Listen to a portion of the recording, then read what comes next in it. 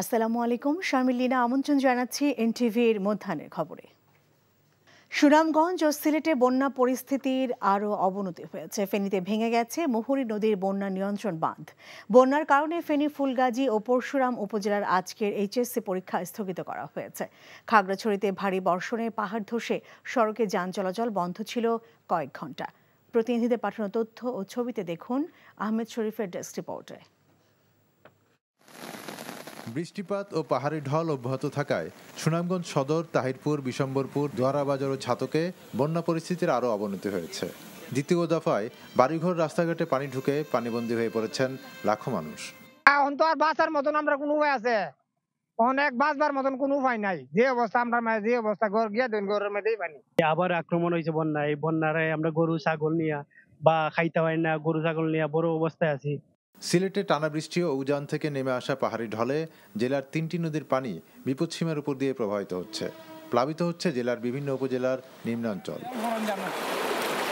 একই চিত্র মৌলভীবাজারের কুলাউড়া, জুড়ি ও বড়লেখা উপজেলায়। বন্যার পানি বৃদ্ধি পাওয়ায় পানি উঠেছে বাড়িঘর, শিক্ষা প্রতিষ্ঠান ও রাস্তাঘাটে। দীর্ঘস্থায়ী বন্যায় এসব এলাকার পানিবন্দী মানুষ এখন চরম ভোগান্তিতে পড়েছেন। পাহাড়ি ঢলে ফেনীতে মুহুরী নদীর বন্যা নিয়ন্ত্রণ বাঁধের 3টি স্থানে ভাঙন দেখা দিয়েছে। প্লাবিত হয়েছে 4টি গ্রাম। অন্যদিকে ভারী বর্ষণের ফলে সোমবার রাস্তার উপর পাহাড়ের মাটি ধসে পড়ে খাগড়াছড়ির সাথে ঢাকা ও চট্টগ্রামের সাথে যান চলাচল বন্ধ হয়ে যায়। ফায়ার সার্ভিস ও স্থানীয়রা সড়ক থেকে মাটি অপসারণ করলে সকাল 7:30টার দিকে যান চলাচল স্বাভাবিক হয়। এখনও ভারী বর্ষণ অব্যাহত আছে। আহমেদ শরীফ, এনটিভি নিউজ ডেস্ক। দর্শক, বন্যা পরিস্থিতির খবর জানাচ্ছেন আমাদের সহকর্মীরা। আমরা প্রথমেই যাব সিলেটের স্টাফ করেসপন্ডেন্ট সজল চৌধুরীর কাছে। সজল, আজও তো বৃষ্টিপাত হচ্ছে, তো সেখানকার দুর্ভোগের চিত্র আপনি কেমন দেখছেন আমাদেরকে জানাবেন।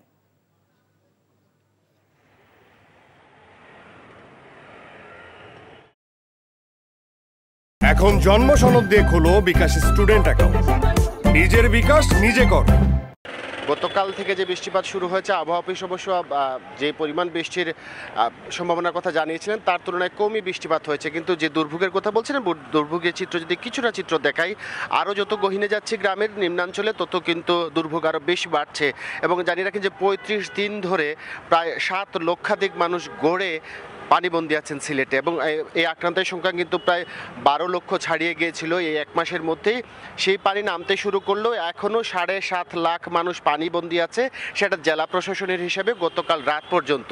এবং আজকে আবার নতুন করে অনেক এলাকা, যেসব কানাইঘাট, জৈন্তাপুর, গোয়াইনঘাট, যেসব এলাকা থেকে পানি নেমে গিয়েছিল দ্বিতীয় দফা বন্যার পানি, সেসব এলাকাতেও পানি আবার নতুন করে প্রবেশ করছে। খুব স্বাভাবিকভাবে নদীর পানি বাড়লেই এখন লোকালয়ে পানি আবার প্লাবিত হচ্ছে, কারণ দুদফা বন্যায় কিন্তু নদী রক্ষা বাঁধ যেটি আছে, বন্যা প্রতিরোধ বাঁধ, সেটি কিন্তু বেশ জায়গায় ভাঙন দেখা দিয়েছে। পানি উন্নয়ন বলছে দুদফায় বন্যায় যে পরিমাণ ভাঙন দেখা দিয়েছে তা নির্মাণ করতে বা পুনর্নির্মাণ করতে আবার প্রায় 25 থেকে 30 কোটি টাকা লাগতে পারে। তো এসব ভাঙন অংশ দিয়ে খুব সহজেই লোকালয়ে পানি প্রবেশ করবে এবং এই আশঙ্কার কথা বলছিল পানি উন্নয়ন বোর্ড এবং আবহাওয়া অধিদপ্তর, এবং তারই প্রমাণ আমরা কিন্তু দেখতে পাচ্ছি। যদিও দুপুরের পর বৃষ্টি কিছুটা ধরে এসেছে, বৃষ্টি যদি এরকম কমে আসে তাহলে তো আবার পানি নামতে শুরু করবে। তবে পানি নামার প্রবণতা দেখছেন প্রথম দফা থেকেই অত্যন্ত কম, এবং এই ধীরগতির কারণে মানুষের দুর্ভোগ কিন্তু দীর্ঘস্থায়ী হচ্ছে। সব মিলিয়ে আসলে 35 দিন ধরেই আর বন্যার কবলেই আছে সিলেট।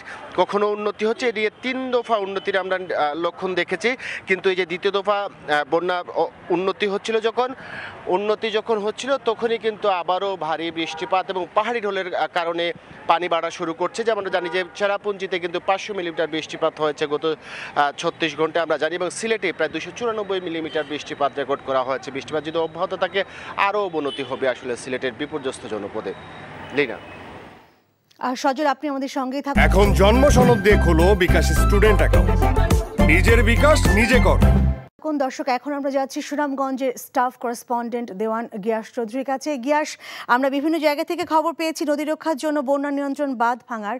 তো আপনার কাছে জানতে চাই সেখানকার নদ নদীর অবস্থা কেমন দেখছেন, এবং সেই সাথে জানতে চাই যে সুনামগঞ্জ শহরে পানি প্রবেশ করেছে কিনা।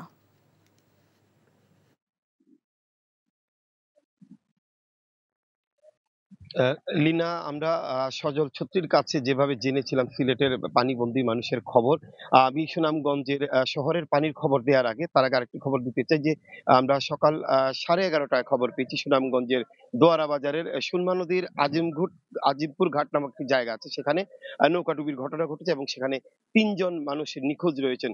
তো লিনা, গতকালকে থেকে সুনামগঞ্জে ভারী বৃষ্টিপাত হয়েছে এবং এই বৃষ্টিপাতের সংখ্যা হচ্ছে 300 মিলিমিটার বৃষ্টিপাত শুধু সুনামগঞ্জেই হয়েছে, যার কারণে গত রাত্রে থেকে পানি বেড়েছিল। এবং গতকালকে আমরা যতটুকু খবর পেয়েছি, ভারতের যে চেরাপুঞ্জি আছে সেই চেরাপুঞ্জিতে খুব একটা বৃষ্টি হয়নি, যদিও তার আগের দিন চেরাপুঞ্জিতে 313 মিলিমিটার বৃষ্টিপাত হয়েছিল এবং বিকালের পর থেকে হু হু করে সুনামগঞ্জ শহর সহ আশেপাশের এলাকায় পানি ঢুকছিল। কিন্তু গত রাত্রে থেকে আবার চেরাপুঞ্জিতে বৃষ্টিপাত না হওয়ায়, পানি ঢল না আসায় সুনামগঞ্জে বৃষ্টিপাত হয়েছে, কিন্তু যেভাবে আমরা আশঙ্কা করেছিলাম, সুনামগঞ্জের মানুষ যেভাবে আশঙ্কা করেছিল পানি বৃদ্ধি পাবে, সেভাবে বৃদ্ধি পায়নি। বৃষ্টিপাতের সাথে সাথে পানি বৃদ্ধি পেলেও সকালের দিকে তা পানি নেমে গেছে। যদি আমি যে জায়গাটিতে আছি এটি সুনামগঞ্জের কালীপুর, গত 10 দিন আগে যে সড়কে পানি উঠেছিল এবং এখানে কমন পানি ছিল, এখানে এখন হাঁটুর চেয়েও নিচে আছে পানি। এছাড়া আমরা সুনামগঞ্জের সাহায্যে আরো খবর পেয়েছি, তবে সবচেয়ে বেশি ক্ষতিগ্রস্ত যে দুটি উপজেলা আছে এটি হচ্ছে তাহিরপুর এবং দোয়ারা বাজার। এই দুটি উপজেলায় যে সীমান্ত এলাকার ঢল এসে এই এলাকার যে আশপাশের যে গ্রামগুলি আছে সেগুলো ডুবিয়ে দিয়েছে। তো লিনা,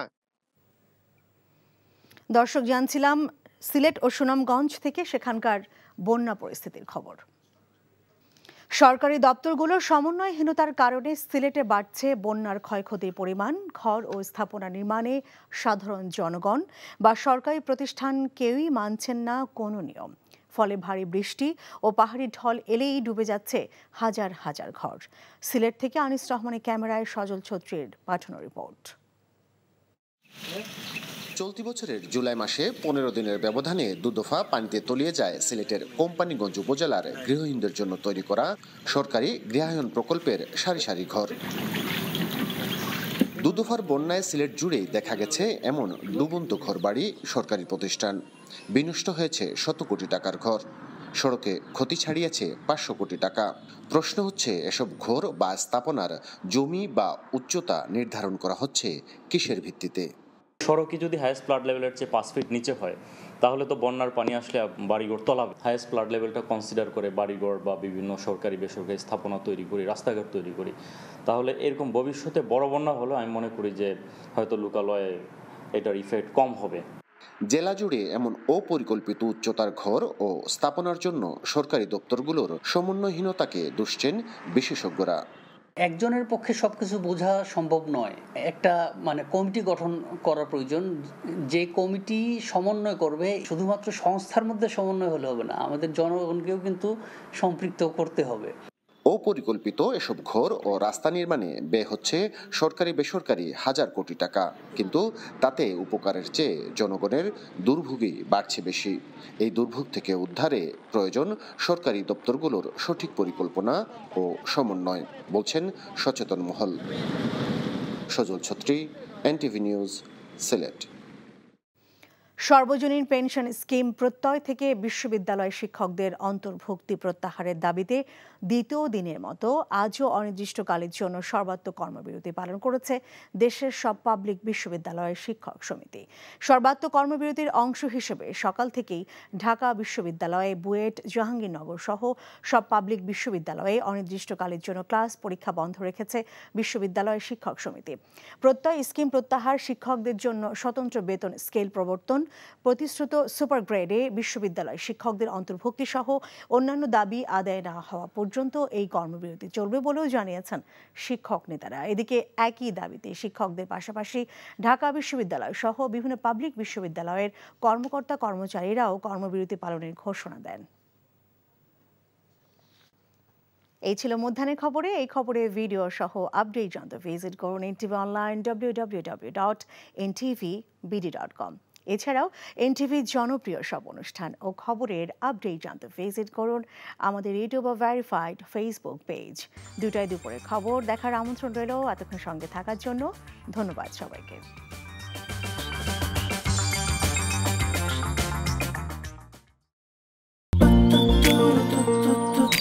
জীবনে এত মেয়ে দেখলাম, কই কোনদিন তো কারোর জন্য এরকম লাগেনি।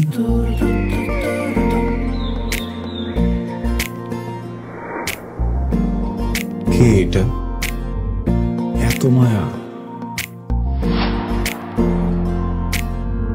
কেমন আছেন আঙ্কেল?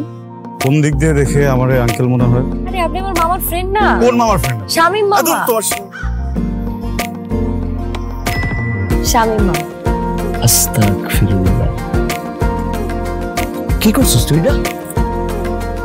আমার ভাগ্নি মায়া। আমি নাই মামা। Thank you uncle. এই আগে জানলে আমি জীবনও স্বামীর সাথে মিশতাম না।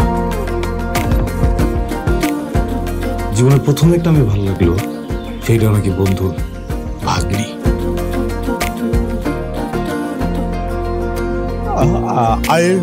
I love you.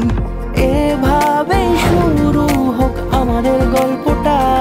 আপনি আমার মামার বন্ধু মানে আপনি আমার মামা। মামা জানি কোথাকার। এই ফুলটা নিয়ে যাও। এভাবে শুরু হোক আমাদের গল্পটা। বাবাজান, আমার বোন আপনার ভাগ্নি, এটাই বাস্তবতা। এই বাস্তবতা মানি না, তাহলে আমি ওর সাথে বন্ধুত্ব রাখবো না। কি রে তুই খারার উপরে পল্টি লই লাইতেছ? জুতা দেবো তোরে। হ্যাঁ, জুতাও তো লাগবে এক জোড়া, একটু বাড়াই দিও। হারামজাদা খারাপ। তুমি মন সারাটা সময় কাছাকাছি এলে ভালো লাগে, তাই শুধু কাছে টেনে যা। Thank you uncle.